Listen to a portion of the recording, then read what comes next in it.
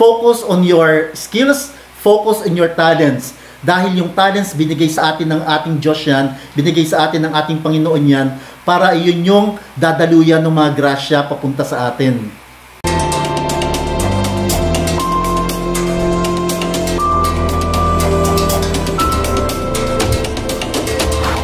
The Gear Shifter. Welcome to Kuya Prof TV. Once again, this is Dr. Aldrin Tenerife Sacristan, aka Kuya Prof. At kung ngayon ka lang nabisita sa ating YouTube channel, paki-subscribe na rin at paki-click na rin yung bell button na yan sa baba para lagi kitang manonotify kapag may mga bago tayong updates dito sa ating channel. Okay? Ngayong araw ay pag-uusapan naman natin ang tungkol sa isa sa mga topic na pinag-usapan natin sa isang video na in-upload natin, yung tungkol dun sa pwedeng kumita online. Nabanggit ko dun yung tungkol sa information product or e-course. Yan po yung ating tutugunan ngayon sapagkat maraming nagtatanong paano ba gumawa ng online course. So, maraming hindi nakakaalam kung paano gumawa niyan. Ito po ay usong-uso ngayon at patok na patok sapagkat marami pong mga tao ang naghahanap ng solusyon dun sa kanilang problema. Paano ba gawin ang e-course na ito? So, ang aking mungkahi po sa inyo, huwag po kayong maghanap ng mga available na e-course at gagayahin natin ito. Mag-focus po kayo sa inyong talent, sa inyong core gift, sa inyong skills. Ano ba yung expertise mo? Mag-focus kayo dyan at dapat sagutin mo yung mga tanong na lagi ka bang nilalapitan ng mga tao sa trabaho mo, sa community nyo kapag may problema sila at ikaw lang yung nakakaalam ng sagot dun sa problema na yon? Ikaw ba yung tumutulong sa kanila kapag may gusto silang solusyonan dun sa kanilang ginagawa? Kung ikaw yung laging nilalapitan ng mga tao at nakakapagbigay ka ng solusyon dun sa mga problema nila, malamang pwede mong gawan ng e-course yan. Lalo na kung yung ginagawa mo sa kanila ay nakabase dun sa iyong expertise, nakabase dun sa iyong talent. For example, napakagaling mong mag-drawing at kapag may problema sa drawing yung mga kaibigan mo, ikaw yung laging nilalapitan at lagi mo silang tinutulungan. At nagpapaturo sila sa iyo kung paano mag-drawing. Lagi may mga ganung lumalapit sa iyo. Ngayon, para maiwasan mo at para mabawasan yung time mo na laging nagtuturo kung paano mag-drawing, pwede mong gawan ng online course yan. Para hindi mo na laging inuulit-ulit. Papanoorin na lang nila yung course na yon at matututo na sila doon. Kung ikaw halimbawa ay magaling na technician, okay?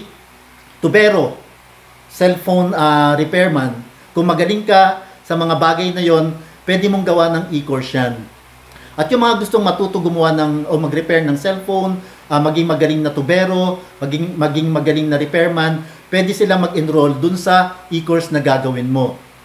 Okay? Ganun lang kasimple yun.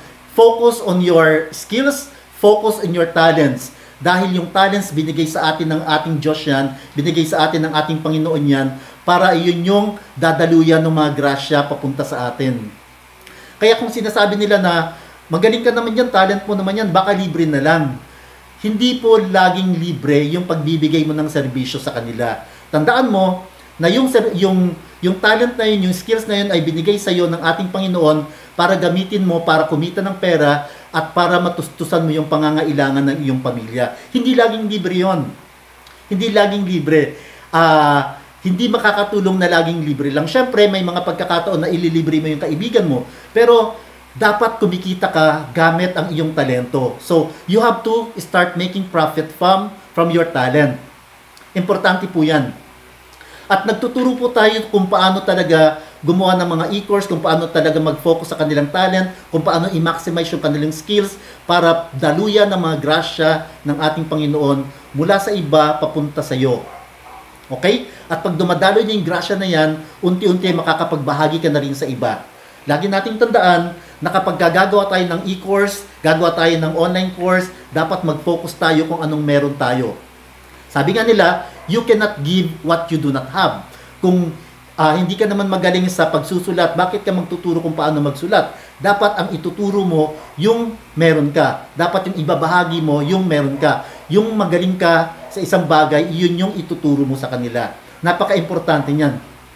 Kaya sa eskwelahan, yung mga professor, hindi nila kayang magturo ng mga bagay na hindi nila alam. Pag-aaralan muna nila yan bago nila ituro sa kanilang mga estudyante.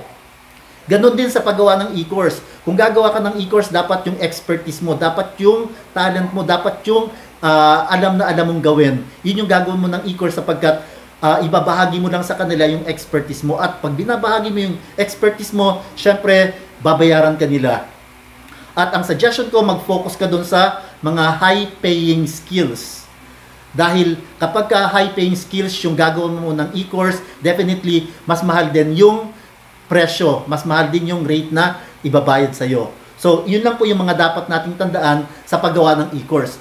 Ngayon, ano ba yung mga kailangan mo para makagawa ka ng e-course? Simple lang, kung wala kang camera, meron ka lang smartphone, cellphone na may camera, pwede mo nang gamitin yan para makapag-record ka ng iyong first e-course at kailangan mo rin ng editing software para sa mga video para naman mapapaganda mo yung iyong e-course.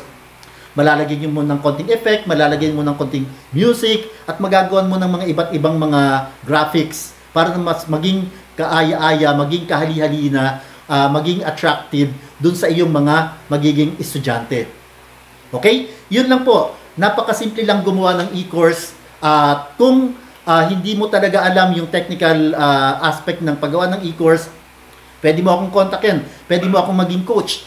Once again, this is Kuya Prof saying, change your life now by changing your mindset. Kilos-kilos, ayos! Kuya Prof, si Kuya Prof, si Kuya Prof, si Kuya Prof.